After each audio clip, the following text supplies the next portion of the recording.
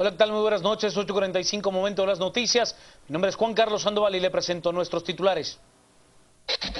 Cada vez son más los guatemaltecos que están gozando los beneficios de hacer crecer su dinero con ahorro seguro.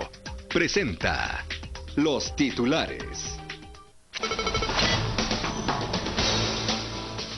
CC deniega amparo al presidente Otto Pérez Molina, quien accionó para que el antejuicio promovido por el diputado Amílcar Pop quedara sin efecto. Presunto sicario, luego de participar en intento de asesinato de un piloto, asegura que lo hizo porque necesitaba dinero para comprar pañales para su hija. TSE confirma que el alcalde de Chinautla, Arnoldo Medrano, no correrá por la vara edilicia. Medrano lleva 27 años al frente de la municipalidad. La conmemoración del Día del Ejército estuvo presidida por Otto Fernando Pérez Molina en su último acto de esta naturaleza en su gobierno. Inundaciones en Costa Rica han provocado que cientos de familias sean evacuadas. Cada vez son más los guatemaltecos que están gozando los beneficios de hacer crecer su dinero con ahorro seguro. Presentó los titulares. Comencemos con las noticias. La Corte de Constitucionalidad niega amparo solicitado por el presidente de la República, Otto Fernando Pérez Molina, en el proceso de antejuicio que se sigue en su contra. Con 3 votos a favor y 2 en contra, los magistrados de la Corte de Constitucionalidad resolvieron rechazar el amparo que interpuso el presidente Otto Pérez Molina, que buscaba dejar sin efecto el antejuicio en su contra. La presidenta de la CC, Gloria Porras, afirma que no era aconsejable amparar al presidente. Y se ha decidido por mayoría no otorgar el amparo provisional solicitado por él. La resolución dice que las circunstancias no lo hacen aconsejable, que no existe un grave daño que se pueda ocasionar en este caso, y entonces se ha inclinado por no otorgar el amparo. Los magistrados que votaron en contra del recurso presentado por el mandatario fueron Gloria Porras, Mauro Chacón y Juan Carlos Medina Salas. A favor votaron Roberto Molina Barreto y Héctor Pérez Aguilera. Al Pleno de Magistrados de la CC le queda por resolver el amparo provisional otorgado a Karen Fischer, el cual tiene detenido el proceso de antejuicio en contra del mandatario. El presidente Otto Fernando Pérez Molina preside su último Día del Ejército. En un acto que tuvo como escenario la Brigada Militar Mariscal Zavala, se celebró el 144 aniversario del Ejército de Guatemala. El tradicional desfile iba encabezado por las fuerzas de tierra, mar y aire. El presidente de la República, Otto Pérez Molina, acompañado del vicepresidente Alejandro Maldonado, aprovechó para despedirse de los militares en su último año como comandante general de la institución castrense. El próximo año, otra persona estará dirigiéndose a ustedes desde esta tribuna, y estoy seguro que va a exaltar también los valores que ustedes ponen de manifiesto constantemente. Por eso he dicho al inicio de estas palabras que la entrega constante y con superación han hecho y continuarán haciendo del Ejército de Guatemala una institución de servicio permanente y legítima ante todos los ciudadanos. Felicidades en su día. Gracias de nuevo por lo que hacen. Gracias por sus valores y gracias por su lealtad con Guatemala, con la Constitución y con los guatemaltecos. Que Dios los bendiga en este 144 aniversario. Muchas gracias. Al jefe del Ejecutivo se le cuestionó si el prestigio de la institución castrense está dañado luego que él nombrara como funcionarios a exmilitares que hoy son señalados de actos de corrupción, como el expresidente del IX Juan de Dios Rodríguez y el exsecretario de la exvicepresidenta Roxana Valdetti. El mandatario respondió que el Ejército de Guatemala no se mancha ni se corrompe por algunos malos elementos. Primero, por uno o por dos no va a juzgar a todo un ejército que es un ejército honorable, que es una institución que no se lo voy a decir yo, se lo dice el pueblo de Guatemala, es la institución en la que más confían los guatemaltecos. Casi el 80% de los guatemaltecos confían en la institución armada. ¿Y sabe por qué es? Por el servicio. Porque le prestan un servicio eficiente a los guatemaltecos en el momento que más lo necesitan. El ejército ha estado presente en misiones internacionales, el ejército ha estado presente, tal y como lo dije en el discurso, en los fenómenos naturales, son de los primeros que llegan y que están cercanos a la población. El ejército es una institución que está colaborando, sin que sea su misión principal, con la seguridad de los guatemaltecos. Las noticias nacionales son presentadas por Azúcar de Guatemala. Usted, un hombre capturado por las fuerzas de seguridad señalado de atentar en contra de un piloto, aseguró que el dinero que le pagarían por matar a ese piloto al transporte público serviría para comprar pañales y leche para su hija. Edwin Monterroso es un presunto sicario que, según la policía, intentó asesinar al piloto del bus extraurbano de las rutas Esmeralda a la altura del kilómetro 15, carretera al Pacífico. Producto del ataque armado, 2 mujeres y el conductor resultaron heridos. Junto a Monterroso iba un menor de edad que también fue capturado. Las autoridades aún no saben quién de los dos utilizó la pistola. Monterroso asegura que no disparó y que solo manejó la moto y que participó en el intento del crimen, pues con el dinero que le darían iba a comprar leche y pañales para su hija. Sí, yo tengo una hija pequeña, incluso para los pañales y la leche me va a servir un dinero que me van a dar. ¿Quién te iba a dar el dinero? ¿Ah? Pues supuestamente un chavo cuando regresábamos de ir a la vuelta que íbamos a dar, pero solo me dijeron que fuera a dar una vuelta con él, no me dijeron nada más. ¿Cuánto es que les pagan por hacer estas vueltas? No nos dijeron. ¿Cuánto iba a ser el dinero para los pañales y leche de tu hija? No sé cuánto me van a dar. ¿Y por qué tomaste la decisión de llevarla a esta persona desconocida? Porque me quedé sin trabajo y no tengo de dónde sacar para los pañales, ni la leche, ni la medicina de mi hija. Según Edwin Monterroso, alguien llegó con él, le presentó al menor y le dijo que en la moto lo llevara a dar una vuelta. La vuelta era asesinar al piloto de la ruta Esmeralda. ¿Sabe usted? Una empresa de seguridad presentó un recurso de amparo ante el Tribunal de Amparos de Petén para dejar sin efecto la resolución del Ministerio de Gobernación, la cual dejaba en suspenso de labores a 38 empresas que prestaban este servicio, el cual fue resuelto a favor el viernes pasado por parte del diputado Manuel Barquín. Señaló que estará dando seguimiento para evitar que se violen los derechos adquiridos de estos empresarios. Por su parte, la representante de las empresas afectadas señaló que se están adhiriendo a esta medida para proteger más de 10.000 empleos. Un amparo provisional a favor de las empresas de seguridad privada, las cuales están siendo violentadas dentro de los debidos procesos que debe llevar un proceso administrativo, dado que la exdirectora de DIGES había dado una resolución donde se nos suspendían nuestras operaciones.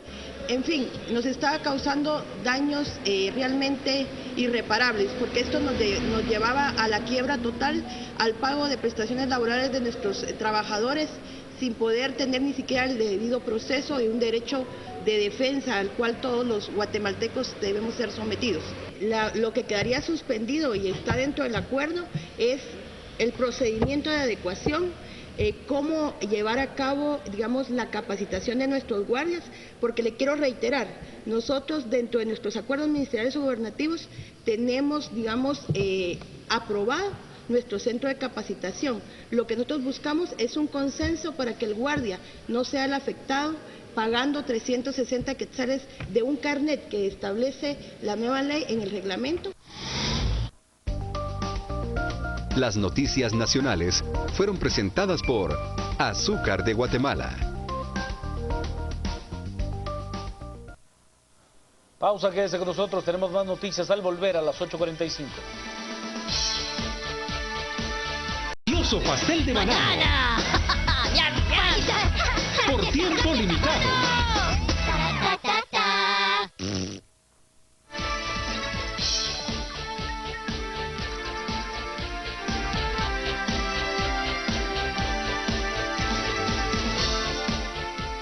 Vamos con las noticias. ¿Sabe usted?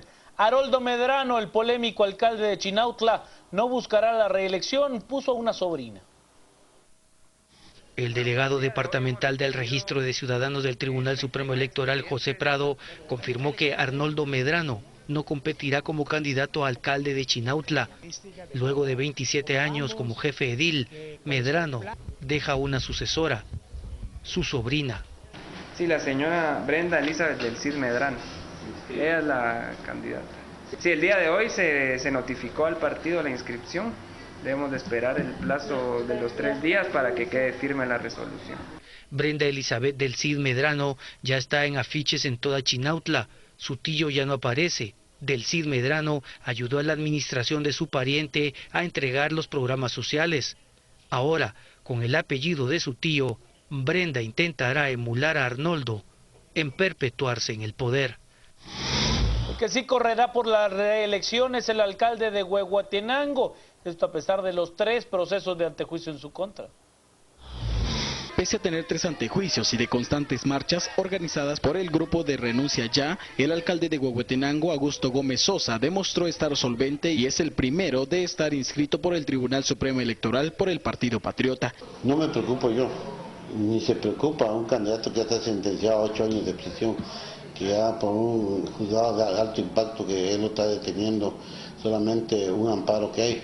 Pero mi persona que comienza lo que es el antejuicio que me está promoviendo los dueños de Astrosatélite, que los 3 hallazgos que tenemos solo simplemente es... Añadió que el clamor popular de Huehuetenango, que exige la renuncia del jefe edil, no será motivo para que deje el cargo, ya que asegura que está manipulado por distintos grupos de la población. Sí, yo soy la primera persona que llenó todos los requisitos. Recuerden que no tenemos aquí en Huehuetenango reconocido de parte del Partido Patriota, entonces se tiene que hacer una reunión de la Junta Directiva del Partido Patriota para hacer un acuerdo municipal y podernos inscribir todos los alcaldes de lo que son aquí de Huehuetenango, porque tiene que ser en la ciudad capital, que aquí se entrega la papelería, pero se va para la capital y de allá pues resuelve si da con lugar la inscripción o hay alguna anomalía. Actualmente existen 14 partidos políticos que disputarán esta contienda electoral para llegar a ocupar la alcaldía municipal, pues aún queda la expectativa quienes podrían estar en los primeros lugares de las encuestas, ya que aún quedan 13 organizaciones políticas que aún no están inscritos. Desde Huehuetenango reporta para Canal Antigua, Haroldo Mateo. El director del Registro de Ciudadanos del Tribunal Supremo Electoral, Leopoldo Guerra, explicó qué sucederá con aquellos funcionarios que han sido señalados de corrupción y que a través de un amparo de la justicia obligan a la Contraloría General de Cuentas a entregarles finiquitos para poder participar en la contienda electoral. Según Guerra, la entrega del documento de forma provisional no asegura que los funcionarios puedan participar en las elecciones generales. Finiquitos que se han otorgado por amparos provisionales cuando la Contraloría en principio los había negado. Ahí, si hay amparo provisional y en ese momento de la papelería que la presenten al registro está vigente en el sistema, el finiquito se inscribe. Si después el Tribunal Constitucional revoca el amparo provisional, que perfectamente lo pueden hacer, ¿verdad? La ley de amparo dice que mientras no se haya dictado sentencia, el Tribunal de Amparo puede otorgar el amparo provisional o puede revocar el amparo provisional. Si se revocara el amparo provisional y la Contraloría nos hace saber la resolución del Tribunal Constitucional, pues necesariamente tendríamos que resolver nosotros acorde a lo que resolvió la Corte de Constitucionalidad, porque el documento original que sirvió de base para la inscripción, pues deja de tener valor. Entonces, en ese orden así tendríamos que resolver. Los constantes cortes de energía eléctrica que se han dado en el occidente del país han afectado las máquinas de rayos X en el Hospital Regional de Coatepeque, Quetzaltenango. Falta de rayos X en el hospital de Coatepeque alerta a la población. El servicio de rayos X cumple esta semana un mes de no estar en activo constante en el hospital regional Juan José Ortega de Coatepeque. Sin embargo, afecta a toda la ciudadanía coatepecana, más a las personas de escasos recursos que residen en el área rural, y afecta a su bolsillo, puesto que tienen que pagar 150 quetzales por una radiografía en un centro privado. Mire, yo pienso de que sí es importante que esté funcionando lo que es rayos X y laboratorio. Sí, tuve que recurrir a un pediatra particular, ¿va? Para que hiciera los exámenes a mi niña y posteriormente pues para sacar la radiografía y lo que es yesarlo, pero ya se hizo todo, se tuvo que comprar todas las vendas y las guardas. se espera a más tardar que esté en funcionamiento el miércoles próximo, debido a que es una obra que ha durado más de 11 años de atraso y el equipo de rayos X será movilizado a otra área en donde se encontraba el área de emergencia, misma es realizada por el Ministerio de Salud de Guatemala, más no del hospital, según el director del nosocomio. Desafortunadamente, aquí hay una obra nueva que no ha sido recepcionada. Y inclusive ya tiene más o menos 11 años de atraso en la recepción. Y aquí está el acta, es para mañana exactamente día martes, tiene que estar funcionando, a más tardar el día miércoles del equipo, que no lo estemos tomando las radiografías y que la gente no tenga que gastar. Más de 60 radiografías se realizan a diario a los pacientes y ahora afecta a un 80% de la población. Por el momento no se realiza el trabajo de estomatología de adultos, pediátricas y cirugías. El paciente es notificado con una hoja hospitalaria a la cual obtiene un % de descuento en las clínicas privadas. Esta es información de Coatepeque para Canal Antigua.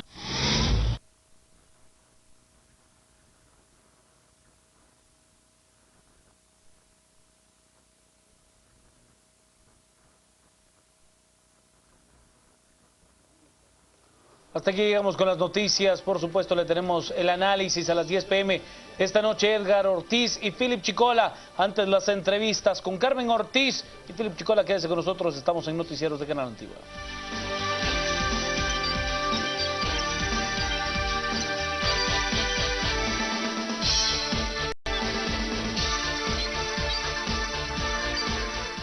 Bienvenido a nuestro segmento de entrevistas en a las 8:45. Como ustedes bien saben, esta tarde la Corte de Constitucionalidad denegó el amparo provisional al presidente Otto Pérez Molina, quien intentaba evitar acciones judiciales por el caso denominado La Línea y también por el caso Ixpisa.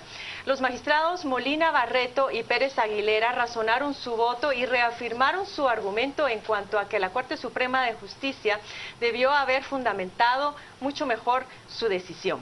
Vamos a hablar sobre este tema esta noche. Me acompaña Philip Chicola como compañero entrevistador. Bienvenido. Y bienvenido también al doctor Jorge Mario García Laguardia, quien es expresidente de la Corte de Constitucionalidad y exprocurador de los Derechos Humanos. Bienvenido, doctor. Y empezamos con la primera pregunta, Philip. Doctor García Laguardia, este es un tema muy complejo que de semana a semana pareciera que vamos teniendo nuevas fuentes de información. Pero ¿cómo explicar que hace 2 o 3 semanas la Corte de Constitucionalidad da, o mejor dicho, otorga el amparo provisional que presenta una tercer ciudadana, Karen Fisher, alegando que sus derechos estaban siendo violentados por el antejuicio del presidente, y hoy esa misma Corte de Constitucionalidad le deniega el amparo provisional directamente al actor involucrado en el proceso, que es el presidente Pérez Molina? ¿Cómo entender en un lapso de 3 semanas 2 resoluciones completamente diferentes? Bueno, no se entiende. No se puede entender. Lo que sucede es que las instituciones se están degradando en este país. Y la última institución, que creo yo se mantenía con cierto prestigio, lo ha perdido totalmente. Porque deciden no de acuerdo con un criterio jurídico, sino de acuerdo con un criterio político, de acuerdo con la mayoría que en un determinado momento integra la Corte. Y eso debilita totalmente las instituciones. Claro que las Cortes Constitucionales y los tribunales constitucionales en todas partes del mundo resuelven problemas de carácter político, pero con un sentido jurídico, y estrictamente jurídico y con mucho cuidado. Así lo hicimos nosotros cuando fuimos magistrados del Tribunal Constitucional en Guatemala, en la primera y en la segunda corte, que a mí me tocó participar. Ahora aquí, para poder evaluar si esto fue una contradicción o no, uno necesitaría tener a la vista los argumentos que presentó el presidente en esta acción de amparo. Que hay algunas personas que dicen que son los mismos argumentos que utilizó Karen Fisher cuando presentó el propio pero mientras no se tenga esto a la vista no podemos llegar a una conclusión en cuanto a que fue contradictorio. Únicamente que esto fuera cierto, que fueran efectivamente los mismos argumentos con dos resoluciones completamente distintas. Bueno, en principio aquí hay varios aspectos de tipo jurídico. Uno de ellos es casi elemental de estudiantes de Derecho. Mis alumnos de Derecho Constitucional, si no saben esto, no me aprueban el curso, pues ya están ellos en segundo año en la facultad. La legitimidad es una circunstancia básica para presentar acciones ante el Tribunal Constitucional. Y ninguna persona tiene legitimidad para actuar en nombre de otra y sin autorización. De tal manera que la licenciada Karen Fischer no tenía ninguna legitimidad para acudir a la Corte. Y a mí me parece absolutamente increíble que 3 magistrados de la Corte hayan decidido aceptar la acción que ella planteaba. Ahora bien, hay también una situación de procedimiento que llama la atención. Cuando los magistrados de la Corte de Constitucionalidad primero otorgan el amparo provisional a Karen Fischer, la magistrada Gloria Torres estaba fuera del país. Ahora se da algo similar en esta situación, porque hay 2 votos a favor del amparo, de otorgar el amparo a Otto Pérez Molina, y 3 en contra. Pero esta vez fue la magistrada María de los Ángeles Araujo quien se excusó por alguna razón personal y toma posesión otro magistrado. Es decir, pareciera que la Corte de Constitucionalidad también está cayendo en un juego político de que no es posible que los 5 magistrados resuelvan sobre el mismo caso sin que haya ningún suplente ni ninguna otra persona ajena a este cuerpo colegiado. Sí, volvemos a la misma situación que plantaba al principio. Ha perdido coherencia el Tribunal Constitucional. Y hay algunos magistrados ahí que yo, con mucho respeto, pero con contundencia, debo decir que nunca debieron ser electos para ir a un tribunal tan importante como es el Tribunal Constitucional en cualquier país del mundo. En España, por ejemplo, en Portugal, en Francia, los tribunales constitucionales están integrados por los mejores juristas del país. Pero si se integran los tribunales sin las características básicas, los magistrados van a actuar políticamente de acuerdo con sus intereses. Y por eso creo yo que la magistrada tuvo razón al señalar esto, porque la primera resolución fue absolutamente política y no jurídica. De tal manera que esa es la situación, que se ha judicializado, se ha politizado la justicia y se ha judicializado la política en este país, y eso es gravísimo, porque es otro de los elementos de desarreglo de todo el sistema político. Yo tenía cierta confianza hasta no hace mucho en que el Tribunal Constitucional podía mantener un equilibrio y podía ser el organismo que en algún determinado momento podía servir de árbitro para solucionar conflictos, pero en este momento está en un gran desprestigio como todas las instituciones del país, y eso es lo más grave que está sucediendo en este país. Doctor García Laguardia, si ya nos vamos a las interioridades del proceso de antejuicio, cuando le otorgan el amparo provisional a Karen Fischer, esos 3 magistrados que votan a favor del amparo argumentan que la Corte Suprema de Justicia no había fundamentado la resolución de darle trámite al proceso de antejuicio. ¿Qué tan sustentado jurídicamente está esa resolución? ¿Qué tan obligada está la Corte Suprema de Justicia de argumentar por qué le está dando trámite, o es sencillamente un proceso administrativo de que la Corte Suprema sencillamente lo traslada a la instancia competente para conocer el antejuicio? Usted ha señalado la respuesta, prácticamente me pregunta dando la respuesta de una vez, y es que La Corte Suprema no tenía por qué entrar a conocer el fondo del asunto ni hacer ningún análisis, sino simplemente establecer si no era político, si no era ilegítimo, si no era inconveniente, y enviarlo al Congreso, que es el organismo que debe conocer de este proceso. En las leyes de antejuicio se han cometido una serie de defectos, creo yo, de establecer una serie de mecanismos incorporando a varias instituciones, en este caso a la Corte y al Congreso. Debería haberse presentado eso directamente al Congreso y ellos lo resolvieran, y no darle a la Corte una intervención que solo se limita a transmitir al Congreso la petición que se le ha hecho, de tal manera que la Corte actuó correctamente en este caso y no violó ninguna disposición Pero ¿qué legal. pasa ahora con el amparo provisional que se otorgó a Karen Fisher desde su perspectiva y su criterio jurídico? Tenemos ahí algo que ya fue otorgado. Sin embargo, si efectivamente los argumentos fueron los mismos, parecería incoherente que este amparo provisional se mantenga. Por supuesto, yo creo que el tribunal debe reunirse de nuevo, y este amparo provisional que se producen son modificables de acuerdo con el tribunal, en tal manera que se debe reunir el tribunal, creo yo, y dejar sin efecto ese amparo que fue concedido.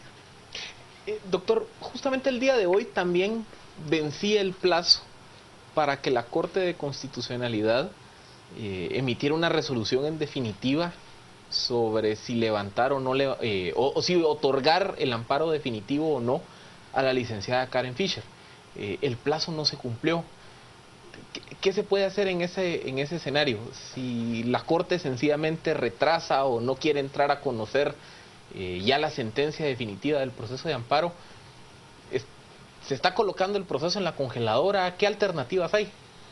Ninguna. Fíjese usted que el Tribunal Constitucional se creó en todos los países como un tribunal superior, como la última palabra de un determinado sistema jurídico. Y si ese tribunal está resolviendo en esta forma, está colaborando en este desorden institucional en que estamos viviendo en este país. Insisto en decirle, el problema aquí, como la presidenta de la Corte dijo, es que algunos magistrados resuelven con criterios políticos y no jurídicos, y esto es grave. Ahora bien, si el caso, por ejemplo, vuelve a pasar al Congreso de la República, acá también había quedado un vacío dentro de la comisión pesquisidora tras la salida de Baudilio Ichos. Parece todavía no estar muy claro qué es lo que habría que hacer y cuál es el procedimiento a seguir, en términos de únicamente habría que sustituir a Baudilio Ichos por otro diputado, o más bien tendría que repetirse el sorteo en el Congreso de la República. ¿Tiene usted algún conocimiento sobre cuál debería de ser este procedimiento de regresar el caso al Congreso?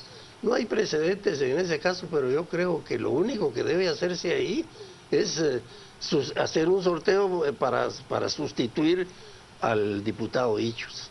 Los otros ya fueron sorteados y están en ejercicio de su función.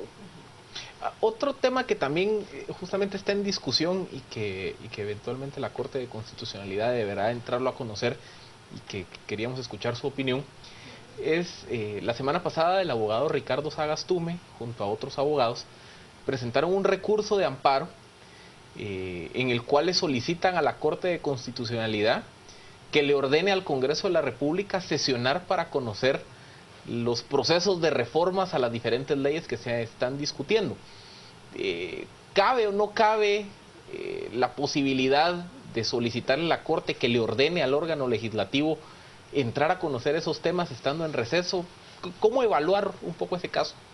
Bueno, mire, la Corte Constitucional tiene competencia para conocer acciones contra el Congreso de la República y de hecho ha conocido. Cuando yo fui magistrado de la Corte, por ejemplo, hubo una elección en la cual no se siguieron los procedimientos correctos de acuerdo con una persona que presentó un amparo contra el Congreso exigiendo que cumpliera con esos requisitos. Nosotros analizamos y establecimos que efectivamente el Congreso no había cumplido con esos requisitos y le ordenamos que repitiera esa elección cumpliendo con los requisitos. De tal manera que sí tiene competencia para hacerlo. Y yo creo que debería hacerlo. Que el caso también del licenciado Flaminio Bonilla, que justamente presentó también un amparo en contra del Congreso de la República alegando que había incumplido con el artículo 171 literal D de la Constitución Política. Y parece que todavía no hay consenso, que se va a analizar, porque decía la magistrada Gloria Porras esta tarde que es un caso muy complejo, pero eso no quiere decir que no hay precedentes entonces. No, por supuesto que no, y deben conocer de esto y se le debe dar el trámite y seguir los procedimientos correspondientes. Lo que ella señaló fue que no era conveniente dictar un amparo provisional porque el caso era muy grave y no valdría la pena hacerlo, sino resolver sobre el fondo del asunto directamente. Y yo creo que está obligada la Corte a seguir los trámites correspondientes sin conceder ningún amparo provisional y dictar una resolución definitiva. Esto toma más tiempo. ¿Cuánto podría demorar esto? Bueno, de acuerdo con la ley, no debe pasar más de 45 días y debe hacerlo, porque lo que pasa es que la Corte tiene juicios que duran hasta 2 y 3 años cuando deben durar 45 días, ¿verdad? Y que tiene obligación de cumplir con esos trámites que se establecen con los plazos que están establecidos en la ley. Otro caso que también está generando mucha discusión, justamente en el marco de toda esta crisis, es que hoy se está en proceso de presentar solicitudes de antejuicio contra varios diputados que actualmente ejercen el cargo y que buscarían su reelección en las próximas elecciones, y lo mismo con varios alcaldes. Pero al mismo tiempo el artículo 113 de la Constitución establece que para aspirar a un cargo público se debe de cumplir con los criterios de capacidad, idoneidad y de honradez.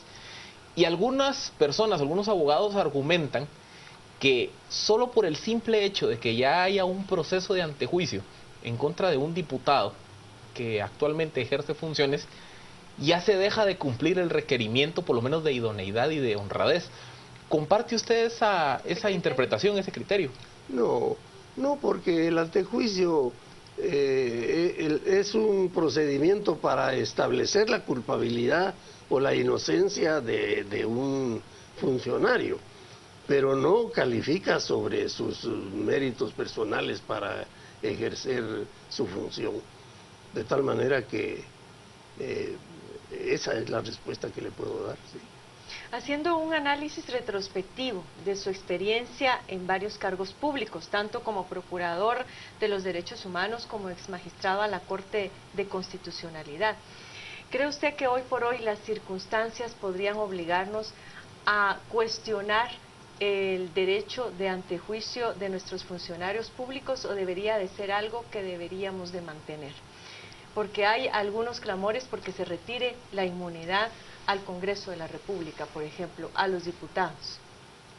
Mire, yo creo que no, porque el antejuicio es un procedimiento de protección a los funcionarios públicos para que puedan ejercer su función adecuadamente, y que solo en casos en que se pruebe que hay indicios suficientes para ser investigados, se les puede retirar el antejuicio. Esa es una defensa para que se ejerza la función pública. ¿Y cómo controlar los abusos entonces que se dan? Ese es el problema en este país. En este país no hay que cambiar las leyes, no hay que cambiar a las personas, pues.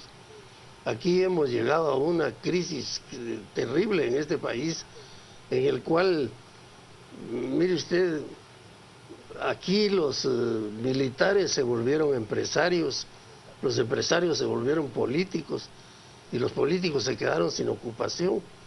Y ese vacío que crearon fue llenado por una serie de delincuentes que se dedican a hacer negocios.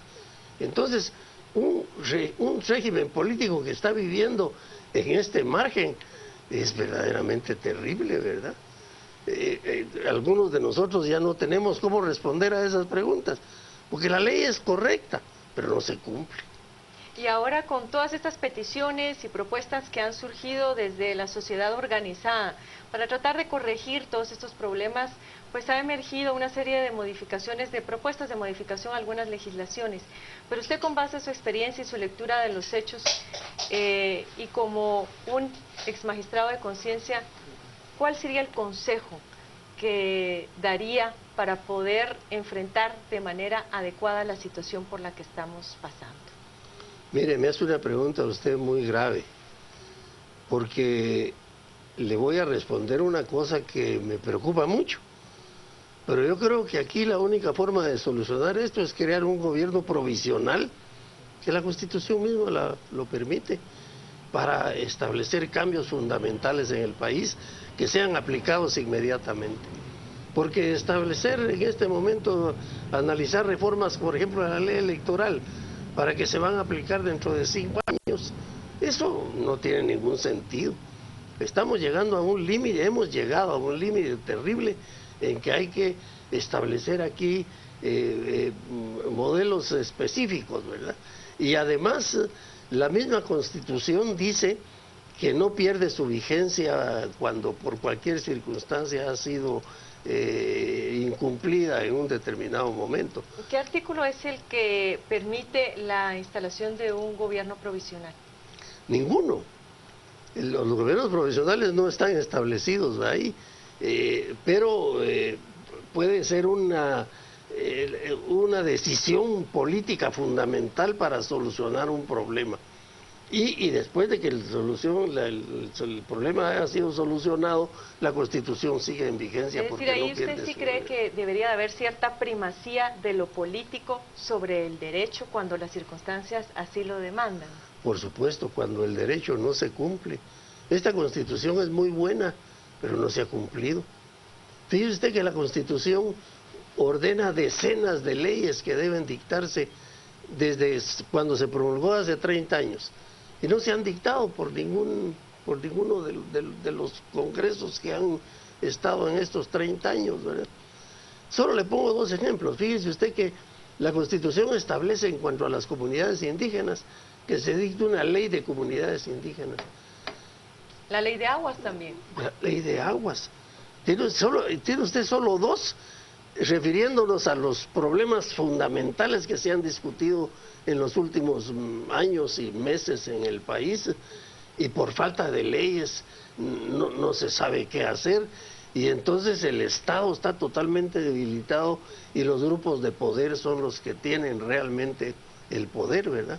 Yo recuerdo siempre cuando Lasalle decía en 1851, del 851, que la Constitución era una hoja de papel, ¿verdad?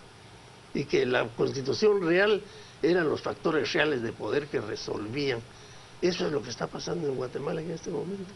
No debemos aferrarnos a una hoja de papel.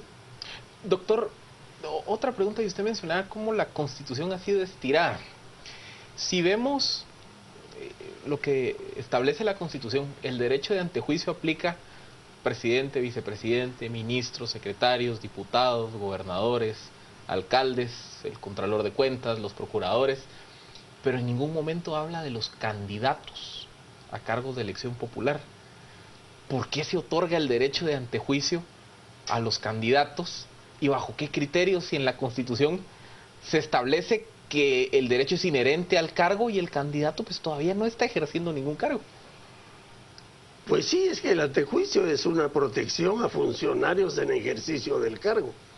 Y los candidatos pues no son todavía funcionarios, son aspirantes a funcionarios. Entonces no creo yo por qué deban tener antejuicio. El antejuicio fue una protección para que los funcionarios pudieran ejercer su función sin presiones y libremente.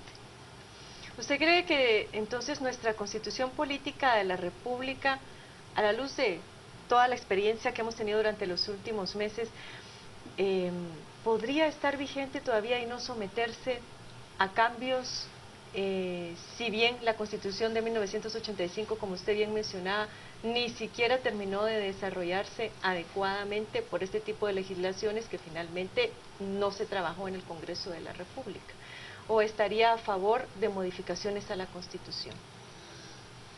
Mire, aquí me pregunta usted un asunto más político que jurídico, porque yo le diría a usted, ¿quiénes van a hacer la reforma de la Constitución? Si este grupo de políticos incorrectos que están manejando este país son los encargados de hacer una reforma, Dios guarde, la Constitución es bastante buena. Por supuesto que tiene algunos aspectos que había que reformar, pero el riesgo de que se reformen esos artículos para que conviertan la Constitución, quién sabe en qué, estas personas, me hace a mí pensar que es inconveniente hacerlo. Y que en un momento de tranquilidad, en este momento menos, porque es un proceso electoral ya abierto, en que eso sería un verdadero mare magnum si se produce un proceso de reforma. En un momento de tranquilidad hay reformas básicas que hay que hacer, por ejemplo en el sistema de justicia, cómo designar a los jueces, establecer el consejo de la carrera judicial para que el Congreso no tenga nada que ver en la designación de magistrados y de jueces de la Corte Suprema y de los tribunales, creando el Consejo de la Magistratura que en otros países ya se ha establecido. Guatemala es uno de los pocos países, yo creo que el único, en el que no existe el Consejo de la Magistratura y se establece ese procedimiento totalmente absurdo de elegir magistrados y funcionarios judiciales en manos de grupos políticos y de grupos de poder. Una última pregunta que nos hacen desde las redes sociales y la mayoría de nuestros televidentes aplaude su claridad de ideas. Ese es creo que la gran constante que hay en redes, pero nos hacen una pregunta: ¿es posible retrasar elecciones bajo el marco jurídico actual, derivado de toda la discusión que hay de si se pueden hacer las reformas antes o después? ¿Es posible cambiar la fecha de la elección una vez arrancado el proceso? No, terminantemente no. La ley establece que cuando se ha producido un proceso electoral, las reformas no entran en vigor hasta después de que este proceso electoral termine. De tal manera que la única forma de solucionarlo sería un procedimiento de carácter político y no jurídico. Un acuerdo político. Un acuerdo político en el cual se estableciera un régimen provisional que modificara todas estas reglas que están funcionando mal y que se produciera un cambio. Y la propia Constitución dice que no pierde su vigencia la Constitución si por un determinado momento se pueden hacer todos estos cambios, y la Constitución entraría en vigencia después de haberlo solucionado. Entonces, en conclusión, doctor, antes de irnos a redes, con esto votamos el argumento de que estamos amarrados de pies y manos para poder modificar la situación actual. Bueno, amarrados de pies y manos creo que no. Creo que podríamos hacerlo y podríamos hacer ese cambio. Crear un gobierno provisional, suprimir todas estas instituciones que funcionan mal y establecer una recomposición del país que todos lo pedimos, pues. Yo veo que en este país ya nadie hay más indignados que contentos. Muchas gracias, doctor, por habernos acompañado esta noche, por compartir sus criterios e ideas, y nos vamos con Juan Carlos Sandoval para ver qué opinan nuestros televidentes en redes sociales. Gracias, licenciado Ortiz. Vámonos a las redes. Tenemos muchos mensajes al respecto de la entrevista con el doctor García Laguardia. Moni nos dice: ¿qué razón tiene el doctor García Laguardia? Cambiar personas, no leyes. El error ha sido nuestro, llevando al poder a corruptos. Camilo: excelente apreciación de un jurista de carrera. Es más importante enderezar el país que sostener la institucionalidad, entrecomillada, nos dice Camilo. Así es, lo complicado es que acá las leyes están de adorno y son usadas para sabor y antojo de los políticos corruptos. Gustavo: con personas probas y no más de lo mismo. Guatemala urge este cambio. Leo: ese gobierno provisional es la mejor opción para Guatemala en estos momentos. Y el licenciado Douglas Chacón nos dice, el letrado nos ilustra sobre la diferencia entre las relaciones básicas entre la política y el derecho, entre la vida y la norma. Y Rodolfo, el doctor Laguardia, ha dicho una gran verdad, no son las leyes, el problema son las personas. Son los mensajes que tenemos en las redes sociales esta noche. Vamos a ir a una segunda entrevista, hablamos acerca de las reformas a la ley electoral y de partidos políticos. Con nosotros el magistrado suplente del Tribunal Supremo Electoral, Estuardo Gamaliero. Por supuesto, a las 10 el debate, Philip Chicola y Edgar Ortiz. Quédese con nosotros en Noticiarios de Canal Antigua.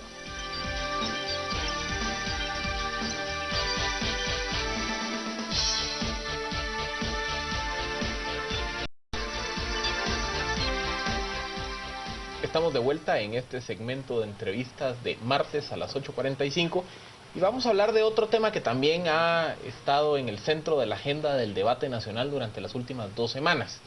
Y es que el Tribunal Supremo Electoral recién ha concluido el proceso de análisis y elaboración de una propuesta de reforma a la ley electoral y de partidos políticos y la ha presentado al Congreso de la República para someterla a su discusión. Para discutir los contenidos de esta propuesta, los elementos centrales de la misma y los cambios que se esperarían derivados de ella, nos acompaña el magistrado suplente del Tribunal Supremo Electoral, el licenciado Estuardo Gamaliero, y nos acompaña también Luis Fernando Mac, analista político electoral y experto en temas del proceso de reforma a la ley electoral. A ambos, muchísimas gracias por acompañarnos. Carmen. Bueno, he visto que hay muchísimas novedades dentro de estas reformas a la ley electoral y de partidos políticos. Algunos de los temas que están incluidos ya son artículos que fueron revisados por la Corte de Constitucionalidad en su momento y no son nuevos. Pero, ¿cuáles modificaciones quisiera usted resaltar en esta oportunidad que considera son, creo que todas son importantes, pero las más valiosas a considerar las demandas ciudadanas de las últimas semanas? Bueno, en primer lugar, muchas gracias por la invitación. Es difícil, digamos, como usted menciona, decir cuál de los temas es el más importante y no necesariamente tienen que ver con cuáles son los que más demanda tienen de parte de la ciudadanía, sino tratando de corregir los problemas de fondo. Yo diría que el del financiamiento, ese es quizás uno de los grandes flagelos que ha tenido nuestro sistema electoral. Me atrevería a decirle que si los filtros del financiamiento hubiesen existido y se hubiesen aplicado, por dicho, se hubiesen aplicado, no se hubiesen existido porque se existían, ciertamente los resultados que hoy por hoy estamos viviendo no serían estas cuestiones tan nefastas. Otro tema que me parece a mí muy importante y que sí es algo que lanza la coyuntura es el tema, por ejemplo, del voto nulo y de los efectos que el mismo debe de tener u ofrece tener. El tema de la participación ciudadana a través de los comités cívicos, en el caso concreto la posibilidad de proponer diputados, y este es un tema que las personas tal vez, digamos, no han profundizado mucho, pero tiene estrecha relación con el tema del financiamiento, porque si esta figura de los comités cívicos hubiese permitido proponer diputados al tenor de cómo venía operando la normativa electoral, probablemente los resultados que tenemos hoy hubiesen sido peores. Si partimos y reconocemos que el flagelo ha sido el no control del financiamiento, es decir, hubiesen servido como mecanismos más baratos para que probablemente carteles de la droga, crimen organizado y estructuras clientelares del Estado hubiesen podido proponer de una manera más barata candidatos. Sin embargo, ese no es el caso de ahorita, y a lo que estamos apostándole es a que podemos fiscalizar y controlar adecuadamente los recursos que llegan a los partidos políticos, a las campañas electorales, y además darle a la ciudadanía la opción de poder proponer candidatos a través de mecanismos que no sean tan complejos como los partidos políticos. Licenciado Mac, ¿cómo ve usted el resultado de todo este proceso de redefinición del modelo de control sobre el tema de financiamiento y sobre el tema de las actividades de los partidos políticos? ¿Cree que con lo que hoy está proponiendo el tribunal haya suficientes herramientas para encauzar y ordenar la anarquía que ha sido el sistema de partidos? Bueno, esa es una pregunta un poco complicada. En principio creo que la propuesta del tribunal presenta un menú bastante completo sobre las herramientas, como tú dices, por ejemplo, aumenta las sanciones, establece controles al gasto, a la campaña anticipada y una serie de factores que yo creo que, como dice el magistrado, si hubieran estado presentes en esta elección, otra cosa hubiera sido. Ahora, el problema de nuestra Guatemala es que muchas veces, y lo dijo muy bien el invitado anterior justamente, muchas veces las leyes son muy buenas, puede ser, diríamos esto, un cuerpo legal muy bueno, pero después tenemos el grave problema que a veces no se aplican.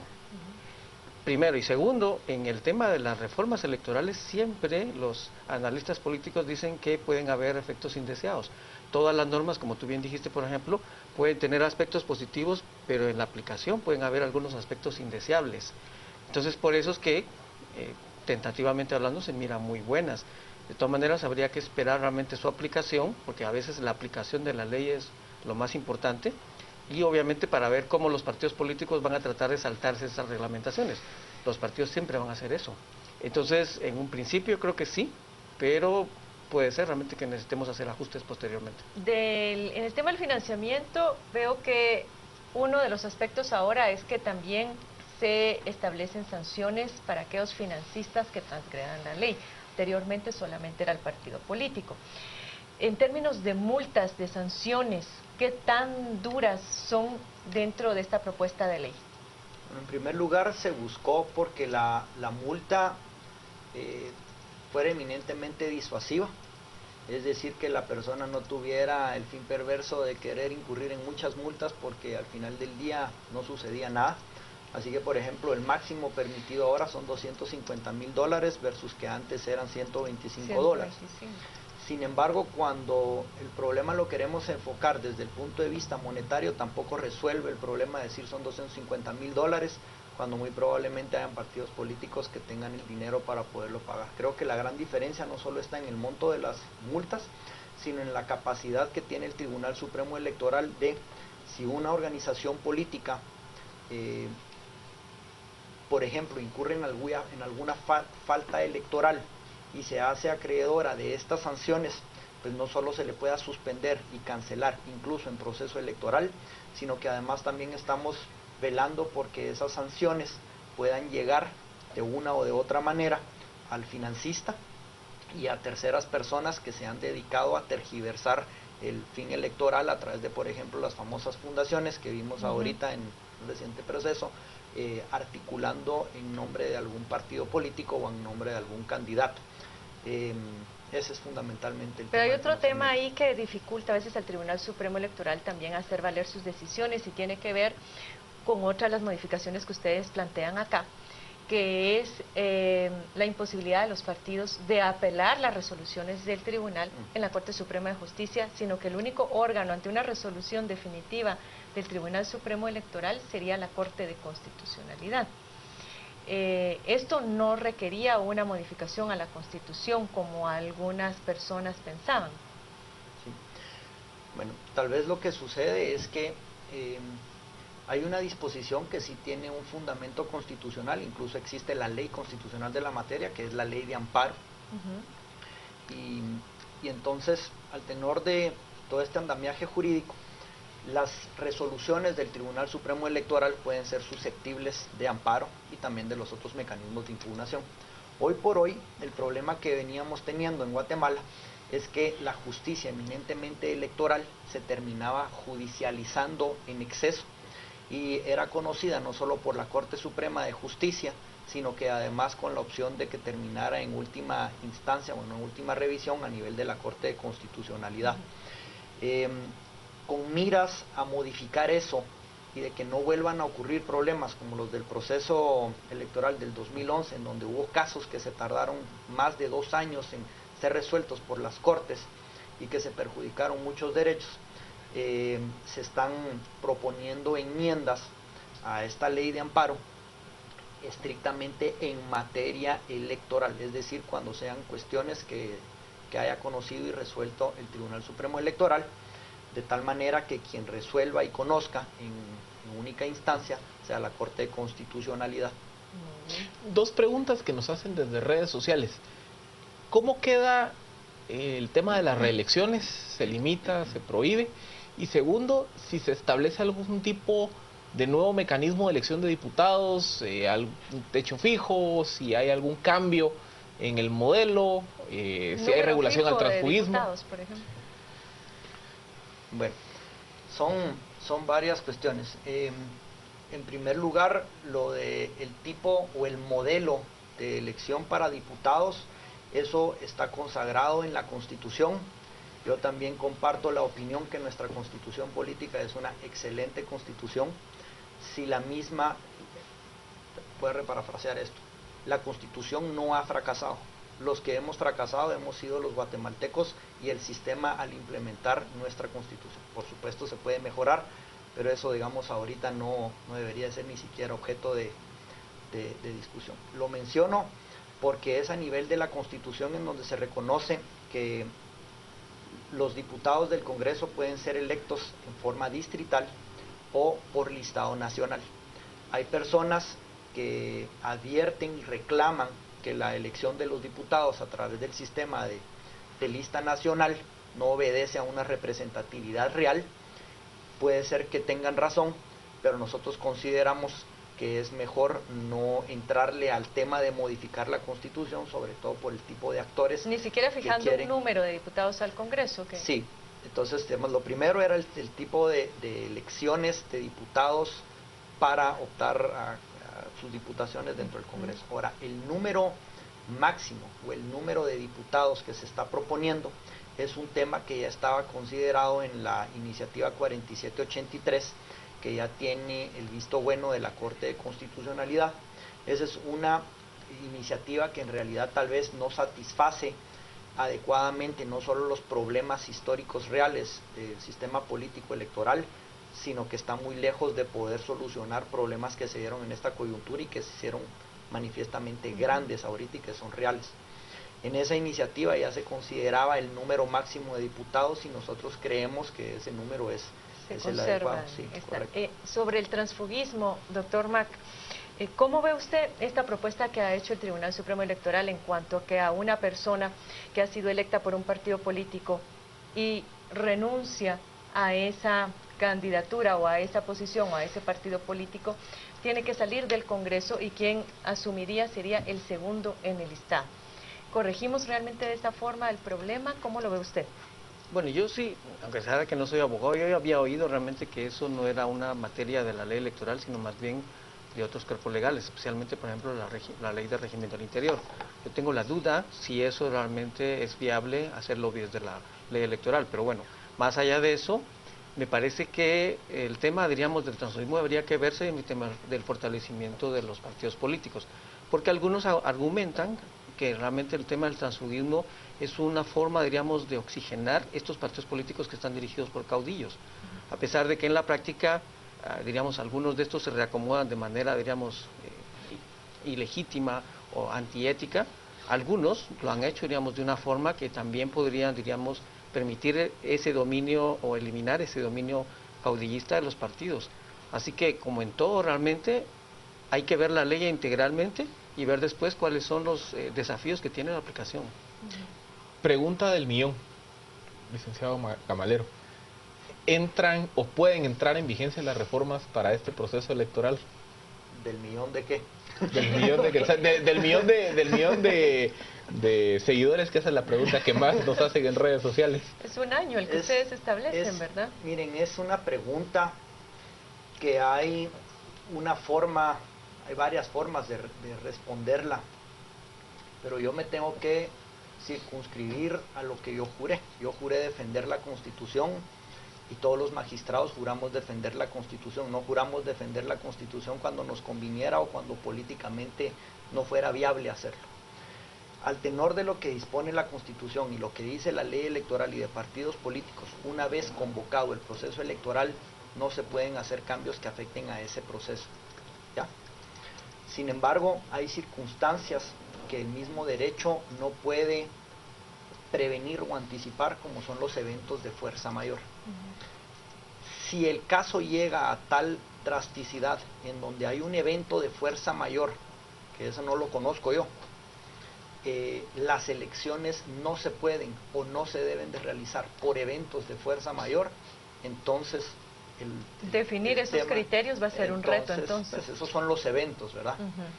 En todo caso, lo que a mí sí me llama la atención es que tengo bien claro qué es lo que está pidiendo la población, sé qué es lo que dice la Constitución, creo que no son excluyentes, y lo que más me preocupa es que yo no veo, digamos, partiendo de la premisa que los partidos políticos son los vehículos en donde sus candidatos quieren una mejor Guatemala y están ofreciendo solucionar una serie de problemas. Me llama la atención que no hemos escuchado a los partidos políticos que en realidad deberían de estar buscando una mejor Guatemala, proponer que estas reformas o que los filtros del sistema funcionen. Y si no fueran los filtros del sistema a través de las reformas, pues que de ellos mismos naciera esa depuración que está pidiendo la población o la sanidad de sus mismas finanzas. Eso es tal vez en el fondo lo que más preocupa, ¿verdad?